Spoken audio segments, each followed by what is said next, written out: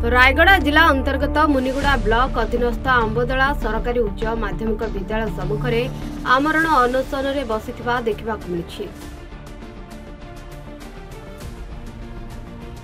दशम श्रेणी परीक्षा केन्द्र को परिवर्तन करने निमंते दाबी पूरण न हुए तेबे आंदोलन 12 तारिख ठारू अनिर्दिष्ट काल पर्यंत जारी रहिबो बोली कहिसंती। विगत 8 वर्ष पर्यंत दाबी करी आसुथिले मध्य आज पर्यंत कौनसी प्रकार जिला प्रशासन किंबा स्थानीय प्रशासन कार्यानुष्ठान ग्रहण करुनथबा अभियोग होछि। आंबदला सरकारी उच्च माध्यमिक विद्यालयर कोमलमती छात्र छात्री जीवन सह खेलुछंती बोली जनसाधारण चर्चार विषय पलटिछि। यही परीक्षा केन्द्र आमे बहुत बार लिखित आकार देवा पर मध्य सरकार आमको अणदेखा करिवारु आमे आज आमरण अनशन बसचु। आज की 1956 वर्ष है जहाँ आम पे मैट्रिक परीक्षा ये जमी चलूला सेमती होगा आम आंदोलनटा करूँ।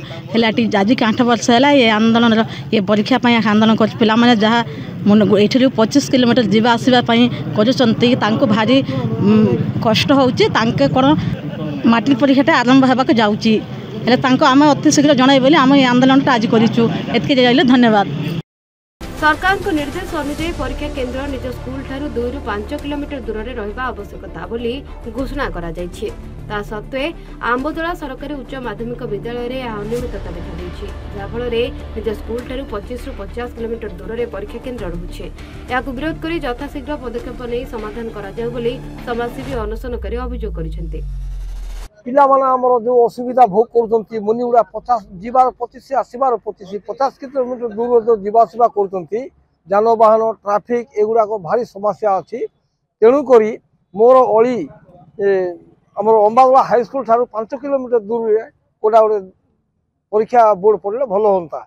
दीर्घ 8 वर्ष है आम अंबादला हाई स्कूल पिला माने 5 किलोमीटर बदल में 25 किलोमीटर जाऊँ जीवासा कर 50 किलोमीटर हूँ जीवासा परीक्षा केन्द्र को। तो आम बहु बार प्रशासन अधिकारी मानक जनइलु अभियोग करूँ आम पिला परीक्षा अंबादला निकटवर्ती 5 किलोमीटर भितर करा जाऊ बोली, किंतु आज पर्यंत कौन प्रशासन या प्रति दृष्टि देले नहीं।